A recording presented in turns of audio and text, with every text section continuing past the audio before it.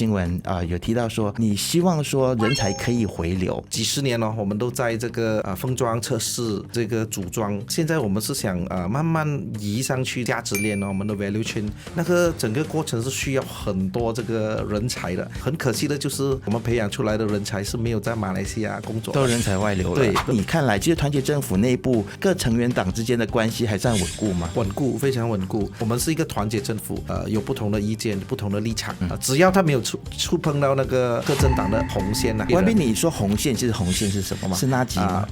如果你问我的话，纳吉也不是武统的红线其实公正党是还没有失去这个改革的初衷的嘛？没有啊，在一些事情方面，我们不会很激烈去回应，因为我们想留在这里继续推动我们的改革议程嘛。如果你讲留在这里，可能就是因为薪水太好，然后可以吃钱的话，我们也没有一个丑闻，可能还没有不懂啊。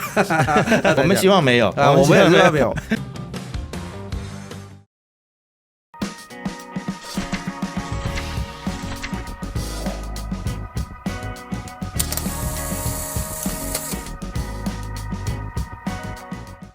嗨，你好，我是能杰。这个时候你在收看以及收听的是由 BFM 财经所制作的财经拷问。那么今天呢，来到我们节目当中要接受我们拷问的是科学公益以及革新部长郑立康，他也是公正党的副主席。那么其实现在在这个全球迅速的科技发展的一个趋势底下呢， YB 郑立康他所掌管的部门科学公益以及革新部对于国家未来的这个发展是非常非常的重要的。那面对晶片需求激增的这样子的一个机遇以及挑战，其实我们马来西亚能不能够来抓住这样子的一个契机？我们的整个的半导体的这个产业链是不是能够从下游来迈向上游呢？这个都是我们想要了解的问题。那大马是否具备成为东南亚最大数据中心枢纽的一个这样子的潜力？其实我相信这个潜力是有的，但是相信背后还需要有很多很多的努力哦。那另外呢，在这个中美科技战不断加剧的一个背景之下，马来西亚如何在夹缝当中找到自己的立足之地？另外身为公正党的副主席呢，其实我们也期待 YB 郑立康也可以来回应一下关于现在团结政府内部合作的一些问题哦。因为外界可能会揣测说，现在是不是在这个合作的部分呢，大家意见不合的情况底下，是不是有一些意见分歧？要如何来解决这些意见分歧，也是大家也非常关心的一些的政治议题啊。事不宜迟，我们就马上请出 YB 郑立康来接受我们今天的访问。YB 欢迎你。好，能杰你好。是，那 YB 很高兴今天你可以在这个过年之前来到我们的节目当中百忙之中来抽空来到节目当中。今天第一道问题就想来请问您啊，您在2022年受委成为科学公益以及革新部长，那么到今天已经有2年的时间了，对吗？那这段时间其实你自己回想这2年的时间，你自己受到最大的挑战以及成就是什么呢？这个是要谈成绩单是吗？可能就是一些你觉得你印象比较深刻的一些事情。对，好，其实过去2年呢，当然前面可能3个月到半年的时间，都是在适应，然后在学习。其实现在也是一直在学习啦。这个因为我们科技部是一个比较我们说比较规划性质然后比较长远的。我们不像其他部门可能它是我们讲是operational 的，它是平时日常的操作然后跟群众有很多接触的但是科技部基本上是没有跟就是我们普通群众反而我们有跟很多比如说我们的业者，可能一些科技的初创行业、初创企业，或者我们跟一些大学的一些研究员、教授等等，所以这个就是科技部的一个本质，所以我们比较是没有办法说短期里面是有一个很具体的一个成绩，但是呢，当然我们手上是有一些啦，这个不是归功于我个人的，而是从之前一直累积到今天的，当然如果是讲一些我本身的觉得哪些印象深刻，然后是有所进步的，可能我先讲一下这个，就是对于在帮助这个科技的这个初创公司方面呢，其实我们有一些有几个新的这个尝试啦，其中一个就是包括我们的这个真人秀科技的真人秀，我们叫做 Innovaton，其实在很多这个电视台都有播，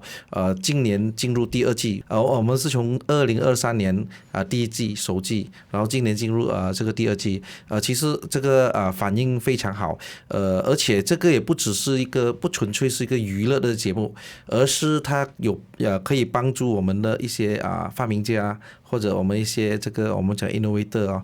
创新者，他可以跟一些可能有兴趣要投资的在他们这个企业上面的一些接轨，因为他们是很多人可以看到的这个节目。然后当然还有其他的一些新的尝试，比如说在推动整个那个我们讲 STEM 那个教育那个科学教育方面，其实我们有做一些新的尝试。除了科艺部每年都在办的一些旗舰活动，比如说我们有一个叫做 Minggu Sains Negara， 一个叫做Tech Olympic， 这些是我们每年都在做的，而且反应都非常好的。从2023年到现在这2个活动累计起来的这个人数是超过500万了。但是除了这几个旗舰活动之外呢，我们还有办一些比如说新的尝试叫 STEM Camp，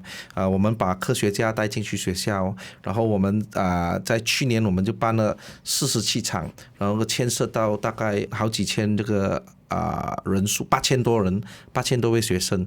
所以这些都是我们的一些尝试啦，当然还有一些其他的，就是我们累积的，包括我们之前一直在研究的人体疫苗的开发，我们之前是预计2030年我们可以有我们第一个人体疫苗，就是自己研发的人体疫苗，可是现在目前看那个进度非常的好，所以很有可能在2027或者2028我们就可以有我们自己的自己研发的人体疫苗。所以听到 YB 你这样子分享的话，我觉得在这段时间里面呢，培养科学人才还有科研人才是你非常重要的这个工作的一个部分啊。对。然后我们也看到说，现在在全球的这样子的一个趋势底下，其实我们马来西亚也是希望说把这个半导体的产业从这个中下游，然后我们慢慢的往这个上游来进行发展啊。那其实要做到这一点呢，其实人才非常非常重要。对，那其实您在今天我就看到新闻有提到说，你希望说人才可以回流，但是因为有很多的人才没有办法回流的主要原因，就是因为嫌我们马来西亚的薪资太低。所以在你自己的构想里面，我们可以怎么样子去吸引马来西亚我们本身的人才来回流呢？首先我要讲是这个人才是非常重要的一环呢，在我们整个科医的这个所谓的生态 ecosystem 里面为什么我们会看重？是因为尤其是我们看重这个半导体，是因为这个半导体可以让其他的各行各业都可以让我们占据优势。比如说航空，其实我还有一个想提的，就是我们目前已经进入一个新的阶段，就是我们已经跟这个私企合作研发自己本身的一个遥感卫星。以前当然马来西亚也是有卫星，但是都是买的，但是我们现在是在开始研发，希望在2年后我们可以有自己研发的这个遥感卫星。所以这些都需要到，比如说在这个半导体方面，我们必须要有进步。比较起之前，我们几十年我们都在这个封装测试，还有这个组装。现在我们是想慢慢移上去这个我们讲价值链我们的 value chain 我们要慢慢往上移。其中包括是先进的这个封装，就是我们讲 advanced packaging， 然后另外一个就是集成电路的这个设计了 IC design， 所以这些都是我们要往那边去的。然后讲回那个人才，当我们要把一个这个行业从这个比较低端的，在价值链比较低端的那个位置移去比较高端那个整个过程是需要很多这个人才的。所以我们在讲，第一我们希望我们这个人才可以回流，因为其实跟很多人看法不一样的是马来西亚在培养这个科学人才方面是做得非常好的，因为我们有一个叫做 Global Innovation Index 就是全球创新指数。马来西亚在培养这个科技人才方面是排在非常前面的，全世界。但是很可惜的就是很多这个我们培养出来的人才是没有在马来西亚工作的，都人才外流了。对，都人才外流。我们培养很多人才都跑出去了。对，其实当然你说薪金什么是一回事，但是主要还是我们没有一个这个我们讲ecosystem 没有一个好的这个生态能够支持我们这些人才因为很多这些培养出来的科学人才可能在马来西亚是没有这方面的工作的，所以就是我在谈这个的时候，我就想我们是没有可能把所有在外面的这个马来西亚的人才可以回流的。没有可能全部，当然我们是尽可能去鼓励，但是同时呢，我们也要把眼光放远一点，因为这是一个全球化的这个世界全球化的时代，我们也应该欢迎就是全世界各地的这个人才进入马来西亚，所以一方面我们要鼓励这个马来西亚的外流的人才回来，第二我们也要鼓励就是这个世界其他国家的人才来马来西亚，这样我们就要在这个政策上要有一点调动，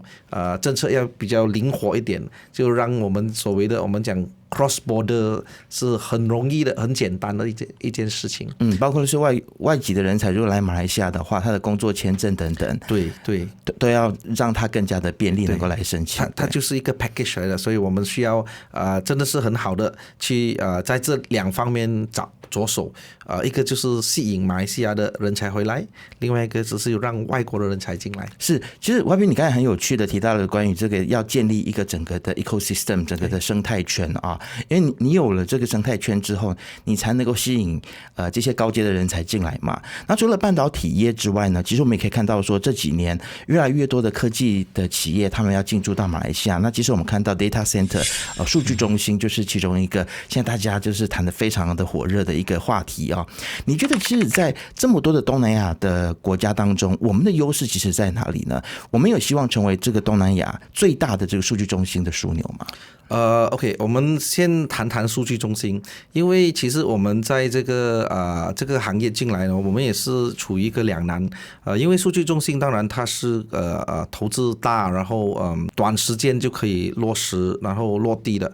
但是同时它也是非常耗能的。消耗这个能源、耗水、耗电，我们也要，而且它的制造这个工作机会其实并不是太多。只是马来西亚是为什么我们要发展这一方面呢？因为我们现在我们希望能够发展我们这个 AI 人工智能，在人工智能就基本上就牵涉到很多这个，比如说算力比如说这个我们讲storage所以变成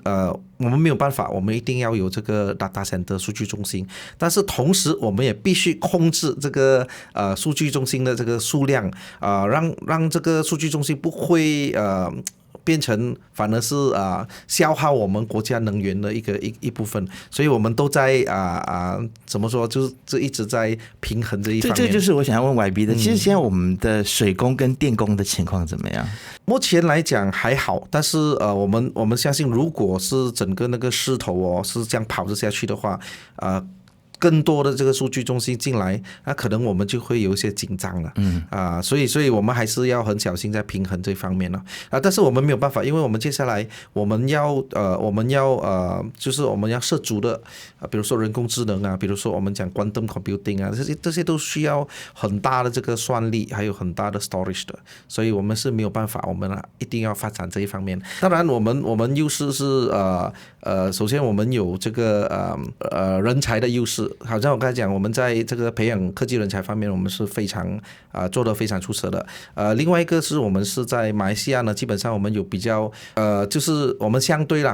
相对比较稳定的这个金融的金融的体系然后还有这个司法的也相对独立。当然更重要的是马来西亚呢基本上在全世界被看成马来西亚是一个中立的国家，既不太过偏于这个中国，也不会太过偏于美国。当然在某些事件上可能人家会有不同的这个解读，但是马来西亚呢的确是在我们还在玩着这个大国平衡，而且玩得挺溜的，就是我敢说是因为什么马来西亚跟中国是马来西亚的最大贸易伙伴国，连续10多年。但是同时美国是马来西亚的最大投资国。所以我们都是以国家的利益为这个导向嘛，所以我们也不会去偏向任何一个国家。在整个这个地缘政治紧张的时代这一个中立性是变成非常非常重要。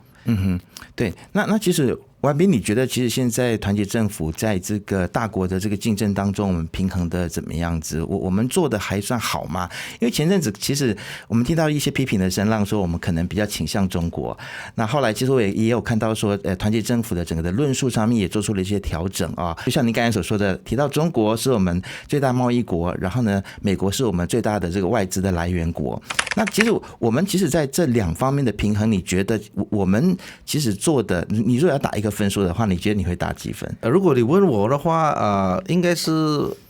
可以拿 A 的80分以上。OK， 因为的确我们可以看到当然某一些事件方面可能会影响到一些大国的利益，他们可能会不高兴。但是从整体这个全球我们放大整体来看的话，马来西亚还是一个对这些大国来讲是一个不能够放弃的一个国家来的。因为当然地理优势当然包括其他的优势，所以其实为什么我讲我们是可以拿到 A 呢？就刚才也提到的，最大的贸易伙伴国是中国，最大的投资国是美国，但是同时我们有这个可以贯穿整个这个我们说东西方的一个文化也好，这个宗教也好，我们曾经是这个英国的殖民地，这样我们的系统全部都是英国留下来的包括我们的行政系统、司法制度等等。但是同时我们也有相当多的这个华裔或者是其他种族都可以用流利的中文来这个沟通，所以这些对投资来讲，对投资者来讲，这些都是我们的一些优势。那其实我们也看到说，现在有很多的这个中国的这些企业公司，他们进驻马来西亚，那他们为了要就是可能避税的缘故所以他们就来到马来西亚来进行生产。那其实我们有听到一些可能他是只是来做贴牌的一个动作，所以这其实会不会造成说我们也进入到了一个风险，就是如果美国政府事实上其实也有一些他们发现这样子的状况，然后对我们也有一些的批评那其实你会怎么样子来看待这样子的一个状况？我们要如何去解决以及面对我们现在所遭遇到的这样子的一种的批评的声浪呢？其实很多这个中资或者很多中资他们想这样做，但是马来西亚政府肯定不会让他们这样做。为什么呢？因为我们现在其实我们就是我们朝两个方向走嘛。我们希望我们的经济好，基本上我们就要在这个整个价值链要更快，而且要更高就是移向更高端。然后同时第二个点就是我们要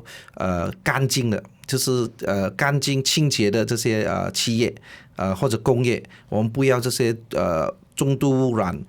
劳力密集的工业进来。所以在把关方面呢，我们的这个政府也是做到相当严谨的包括现在有任何，当然不是针对中国，但是也包括其他的国家就是基本上就是外资啦，外资要进来尤其是要拿马来西亚的这个我们讲 incentive 优惠的话马来西亚政府优惠的话，我们就有很多这个很多条件包括要有这个技术转移tech transfer 包括要有多少%的这个本地的工人就是也包括要有多少%的所谓的local content 这些都是有条件的，并不是说你公开然后全部人进来就换个牌，然后没有任何的这个我们讲没有附加价值没有 value add 这个东西是我们不要的。所以YB可不可以给我们举例一下？因为大家可能平常你也知道，一般民众可能看的都是比较负面的事情，所以今天可不可以给我们举一些例子？你觉得有哪一些有附加价值的这个企业它已经进入到我们马来西亚，然后它可以为我们的经济带来好处的？其实有好多的只是可能我举一个例子，就那个行业它是半导体当然这个半导体它的这个技术是非常高的，技术含量非常高。当然一直以来呢有很多这个所谓的跨国公司他们进来，他们就把那个技术的部分他们就拿就是让自己人做但是我们是这次这一家这家公司呢，他们进来我们非常欢迎，但是同时我们也要求说有多少这个百分比是必须是在马来西亚，尤其是在那个高端的方面的他必须要在马来西亚做，他不能够是说只是把那种劳力密集的这部分拿来马来西亚，所以这个是我们其实是很多很多这样的这样的例子很多尤其是这个团结政府上台过后，因为我们基本上在选这个外资方面，我们会非常的小心了。我们也的确有这个条件，是因为目前来讲，很多外资愿意到来马来西亚，所以我们就有多一点这个话语权了。包括了我有看到有一些像是绿色出行的一些企业，他们都来到马来西亚。对，好，我不晓得 YB 有没有预料到我今天会问你 Linus 的问题？一般都会的。好，因为其实现在这个也是一个比较争议的话题啦。那其实我们现在其实怎样子去处理Linus 的问题，大家都非常的关注哦。那最关注的就是我国是否具备妥善处理这个环境风险的措施。另外就是说，如果 Linus 他违规的话呢，那我们对于他的执照的一个处理又是怎么样子呢？Linus 其实这个课题我已经我都讲过很多次了，只是目前是这样，因为 Linus 的这个执照呢，它是每3年一次，它必须要申请的。每3年一次然后就上一次我们已经给了他一些条件，就他必须要做我们讲这个 thorium extraction， 就是那个抽取那个土，对，那个叫 thorium。所以只要这个东西是可以做到过后呢，其实 Linus 就没有问题了，他可以继续做，因为为什么？因为你那个废料它是有辐射性，其实主要就是因为这个 thorium， 所以如果我们有办法把那个 thorium 抽取出来的话，它那个废料就不再是辐射性废料，这样我们也不再需要这个永久埋毒槽，我们也不再需要就是把这个废料储藏起来，而是它可以变成普通的工业废料去处理。这个技术是存在的，而且本地的这个大学也有这样的一个研究。最近就是因为这个 Linus 的这个事件过后Linus 就也跟我们几家本地的这个大学已经有这个合作，所以我们目前的这个情况是这样，在这个试验的阶段呢，就是 lab skill 就是在实验室的阶段，我们已经成功抽取我们从2个地方抽取，第一是那个已经做了的这个废料，我们叫 WLP， 这个废料我们抽取到92%，抽取到92%，然后另外一个呢，我们是从金矿，就是它从这个澳洲拿来那个金矿还没有 process 之前，我们从金矿抽取，这一个金矿抽取我们可以抽取100%，就是所以抽取了过后，它在 process 就不会有这个辐射性，所以这个在这个实验室阶段都非常好的，这个成绩很令人鼓舞了。所以其实是讲，只要那个废料或者它那个金矿它是少过我们有一个标准，我们叫做becquerel per gram 的那个 unit， 所以是少过1个 becquerel per gram 呢，它就不再是放射性废料。目前这个 Linus 废料是6，所以我们抽取了从那个废料抽取92%过后呢，它会少过1个 becquerel per gram， 所以它就不再是这个辐射性废料。所以目前的阶段就是这样。结果现在我们做完了这个实验室的阶段过后呢，就是说证明这个是可行的，这个技术是可以做的，所以现在是由我们要把它我们讲推去做这个pilot scale， 就是给它要工业型的，要给它做大的。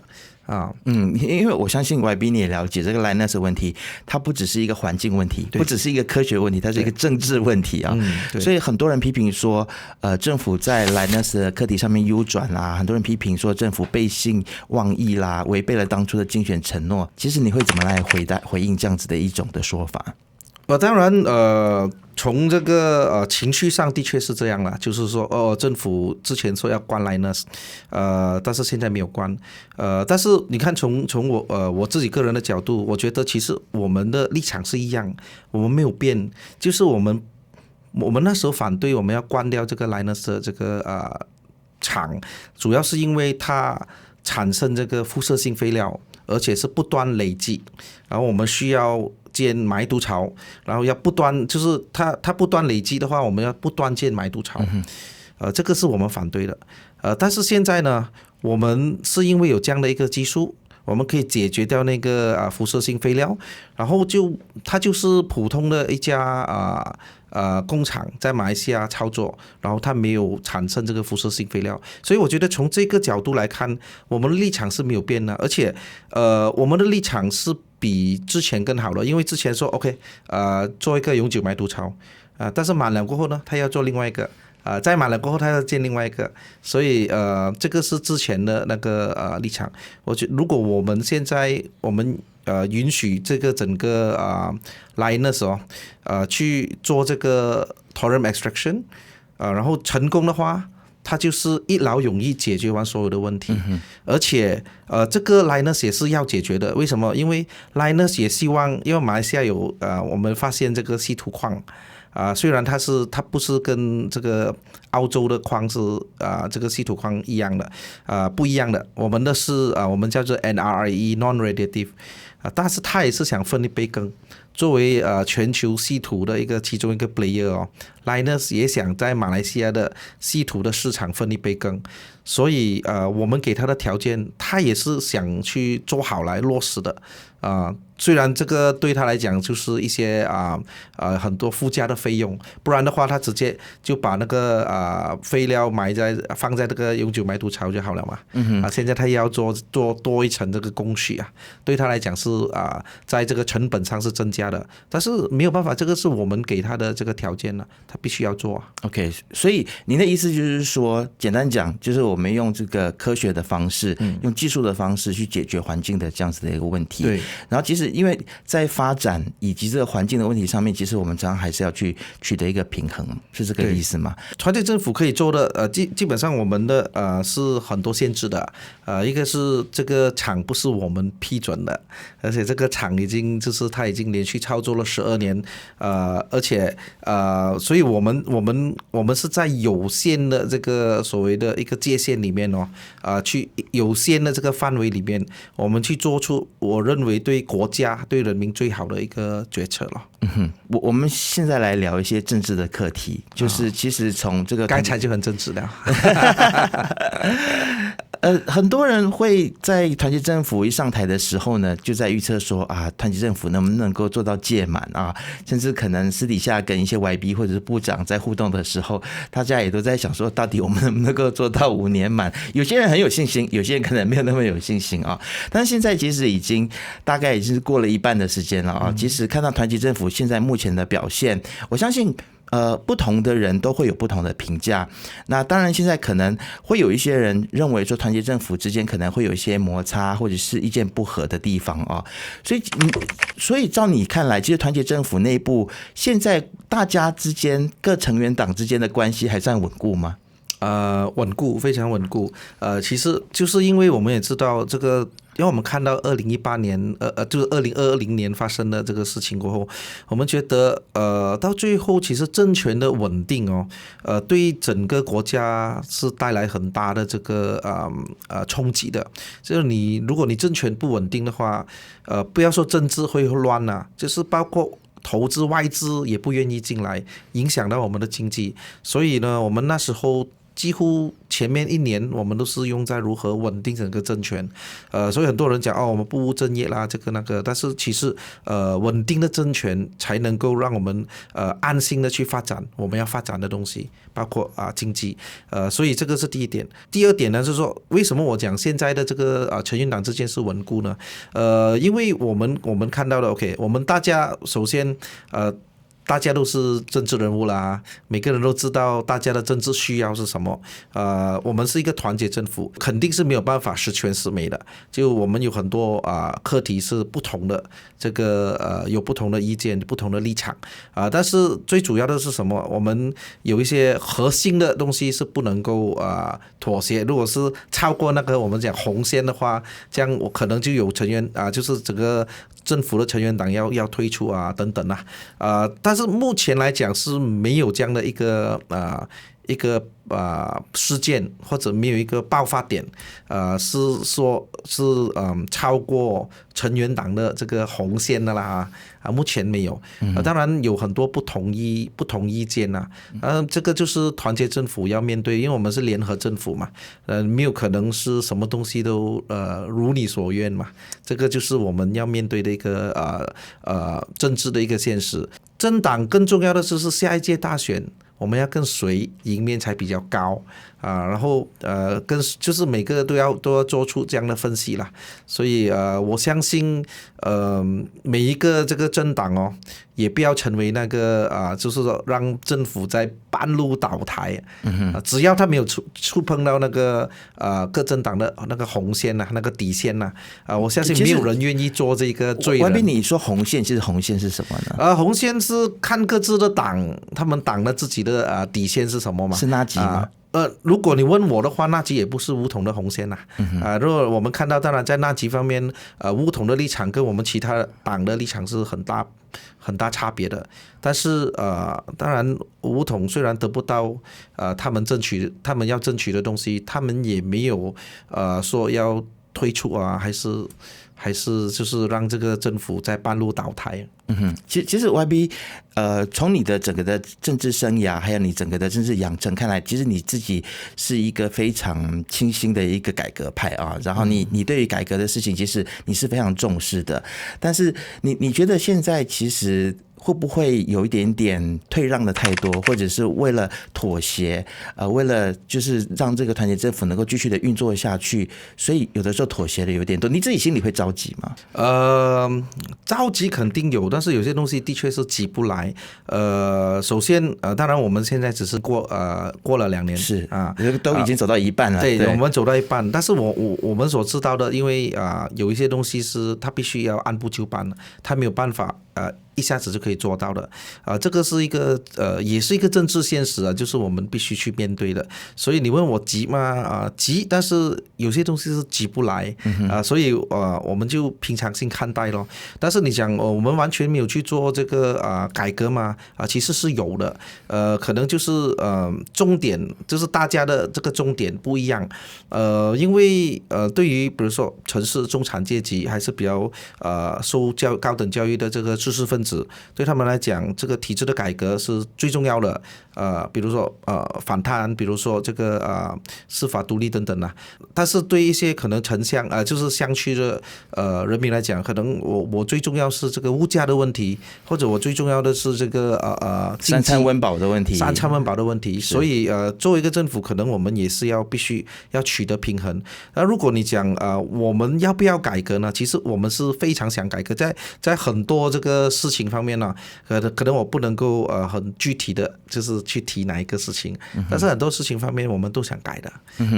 我相信这段时间里面有很多很刺耳的批评，你们也听了非常的多了那当然其中一个就是认为说可能公正党已经失去了当初改革的理想跟理念了，是已经失去价值的一个政党这种批评，面对这样子的批评的时候，其实你有什么样子的回应吗？其实很多东西想回应的，可是因为你人在其位，你不能够什么事情都回应嘛。因为如果我是反对党的话，谁骂我要回应一下但是我们说被人民骂其实是我们其中一个工作的范围了我们的 job scope 之一我们还是要承受的。只是说我有时候我看到这些一些 comment 还是一些言论他们也是很矛盾的，就是说比如说很多人不高兴这个纳吉的这个案件什么但是其实到底这些人是真的是要改革的还是不要改革的？因为如果说你说我们应该要确保纳吉是完全没有机会出来的，或者没有机会得到这个审判的。这样其实就是你是不是要求我们去插手这个司法制度，就是我们去操控整个那个司法呢？其实很明显的，比如说这次的这个纳吉最近的这个审讯他胜了当然没有释放了，但是他在某个程度上是他胜了这一场这个案件。如果是从立场来看，肯定这个是不是我们的立场啦？就是至少是不是西蒙的立场啦？但是你可以做什么？如果是我们很多这个支持者说，哇，你不应该啊，你就就是让这个纳吉什么会出来啊，有机会出来等等，所以我是觉得还是有很多这个言论基本上是矛盾的。我是觉得其实我可以讲我们做得好的啦，就是其实我们没有插手这个整个司法的程序。你看到司法程序有些的确我们是有胜的，包括一些诽谤案件啊，但是也是有好多案件我们其实输掉了，就是包括对其他对反对党的那些案件，所以其实我觉得这样是最理想的这个状况了。当然不插手是代表司法独立的，当然那个还有很多需要去讨论啦，包括现有的这些法官、现有的这个司法制度等等，有没有空间是需要进步的？我觉得那些都可以讨论。您认为其实公正党是还没有失去这个改革的初衷的吗？没有啊，不然我们其实你看其中一个为什么在一些事情方面我们不会很激烈去回应，因为我们想留在这里继续推动我们的改革议程嘛。如果你讲我们失去了这个改革的初衷的话，留在这里也没有什么意义啦。如果你讲我们留在这里可能就是因为薪水太好，然后有可以值钱的话，你看我们也没有一个丑闻是可能还没有不懂啊，但是目前来讲我们希望没有我们希望没有。目前来讲，我们是没有任何部长、副部长是因为丑闻而被暴露出来的。是，其实公正党在5月份要进行党选了啊，您自己有什么样子的想法吗？要继续来选副主席吗？还是有其他的计划吗？我应该不会在电台去宣布我的政治动向吧，但是我是讲其实公正党是第一次就是第一次党选是我们在做这政府的时候，联邦政府就是中央政府的时候，所以我觉得我们这个整个党选是要很快，要很有效率的就进行，然后尽可能是不要有太多的这个争议性。为什么呢？因为我们是整个政府里面的就是重要的一个成员党。如果我们党选有问题的话，它可能影响到整个政府的稳定，所以其实我们对整个国家是有这个责任的。我们这个党是对国家就是国家的整个政治稳定是有一定的责任的，所以我希望就是和平度过这个度过是，但是有人批评说，这个公正党早前在特大废除了1人1票的制度那被批评说这是民主倒退，你对这样的批评有什么回应吗？这个事情很多人有很多人有不同的这个看法啦。其实当我们做1人1票的时候，我们也是对外宣称我们是唯一一个敢做1人1票的，然后很多人下面就笑我们，就讲不了，然后这个民主把民主变成一个笑话，然后乱象重生等等等等，不管怎么做都有人讲，怎么做都会有人讲。但是我们最重要是我们要选出一个就是我们舒适的一个方式，就是我们这个党舒适，然后也不能够去我们讲 compromise 不能够妥协掉一些民主的这个原则这次虽然我们不再是1人1票选这个高层，但是其实我们是1人1票选这个我们的这个区部的领袖，然后还有包括这个这个区部的这个代表。如果你讲以前代表制，我们担心是会有这个金钱政治嘛，以前可能因为只有几千人所以我们把这个代表制我们是扩大的，我们是一个扩大的代表制，所以我们这次的选民会有几万人，所以虽然不是1人1票，但是那个代表性是足够的。我相信作为一个政党你有几万个这个人可以投票的话，它的代表性是足够的。所以我们一方面我们要找一个就是适合我们现阶段的这个一个投票的方式，然后同时我们也不能够去牺牲掉我们一些民主的这个原则哦，所以这个是我们找到目前最好的一个方式了。OK， 所以 YB 真的不能够在我们节目里面透露一点点你的动向吗？可能不是在电台吧。我们拭目以待。好，我们拭目以待。好，谢谢 YB 郑立康今天来到我们的节目当中，跟我们聊了这么多，希望很快时间可以再邀请你回来。好，可以，谢谢任杰，谢谢。那不晓得大家对于今天 YB 郑立康跟我们分享的这些有什么样子的看法呢？都可以在下面留言来告诉我们。记得要订阅、按赞以及开启小铃铛，以及将这个影片分享出去，就可以看到财经所有最新的影片。我们下次见。